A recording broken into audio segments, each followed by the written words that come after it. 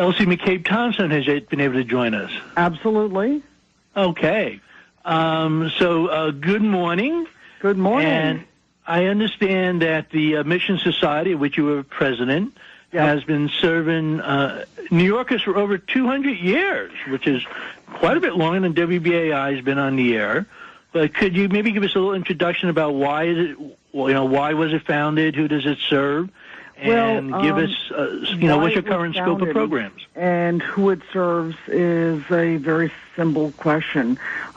We are now in our third century of serving the poor in New York, and we've been waging the war against poverty and all the social pathologies associated with poverty for a long time. The face of poverty may have changed during that time, but poverty is unfortunately ever present. And for the first time, we have a set of real partners in our fight in City Hall. I say both sides of City Hall. So I know you're relatively new, or at least as president to the New York City Mission Society. What prompted you to take over as its president 6 months ago? Well, I have always been dedicated to public service, even as a lawyer. When I was in law school, I helped organize the Somerville Housing Authority tenants, and because their needs seemed so much more relevant to me than some of my more, shall I say, pedantic law school classes. And I found that actually serving the community was far more, rewarding than, the typical law school class, or as I started practicing, the typical law firm case. So I continued doing lots of pro bono work as much as I could, possibly get away with until I retired all of my student loans and was able to go into public service full time. And the week I paid off my last student loan, I have been in public service full time ever since. But you've only been the president of the Mission Society for 6 months. Indeed. But in 6 months, poverty has gotten worse in New York City and in the country. Poverty just seems to keep getting worse. I would have bet when I was a student in the 60s that things would be heaven now in the United States. But it's not. It's worse than ever.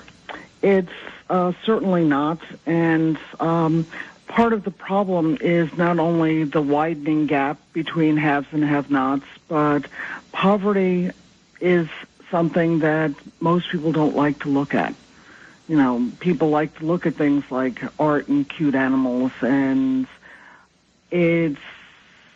poverty is often something that you'd rather, close your eyes to, which is one of the reasons why the face of poverty has been changing. For instance, the LGBTQ community, if you're LGBTQ and a youth, you may have been cast out of your home, and you may be on the streets, not welcome in many city shelters.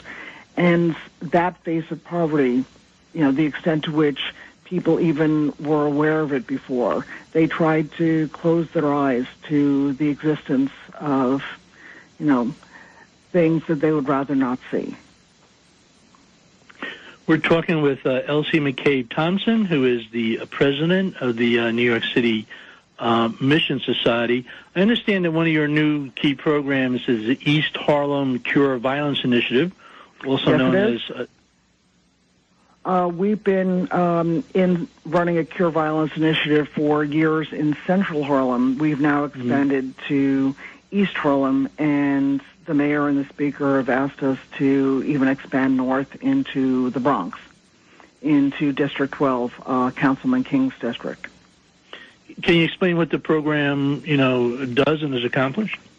Well, the Cure Violence program is an evidence-based public health approach that identifies and engages individuals likely to be involved in gun violence. And we use what we call violence interrupters, or hospital interrupters, who can go into a conflict situation and help de-escalate, to counsel the folks involved, to consider alternatives, and to use alternatives to violent behavior. One of the reasons why we use what we call credible messengers is because they are people who've been involved in gang violence in the past, who in many instances have been incarcerated.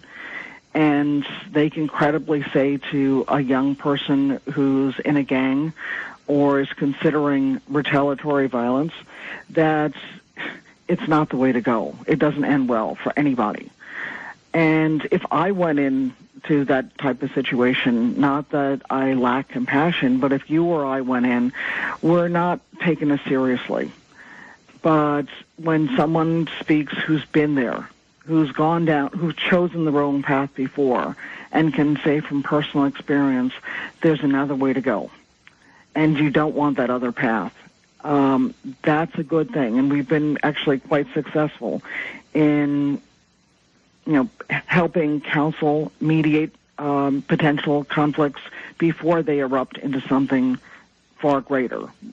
Because of our depth of relationships in the community, and because of our relationship with the major trauma center in both West and East Harlem Hospital, we often get calls either from the community or from, the hospital itself telling us that a violent incident has occurred. And, here is where it's happening. Here's where the ambulance is going. Get there and see if you can help us prevent more violence from erupting. You would think that violence would be down in Harlem because it's being gentrified now. Unfortunately, that doesn't necessarily mean that violence goes away. It just means that you have a bit of a more economically diverse community. And gentrification doesn't allay violence or violent tendencies. It's, in cases, can amplify them. When you're looking at a community of people who have wanted so much and been promised so much for so long, it's easy to become jaded. And when you see, people who have all the things that you want, when you watch television and you see, how to buy $1 million home, and it is so unapproachable, it is easy to feel some resentment or anger. But part of our job is to make sure that we employ constructive, mediation techniques to say, not only is theft not appropriate, but anger and hostility aren't either. And there are far better approaches to, a shooting than shooting back. We probably have time for one more question, so I'll give you two-part. The second part being, tell people how they can, find out more about your program. But the first part is, you sort of mentioned earlier on that, there's a more receptive audience this day, both in, the city council and the mayor's office.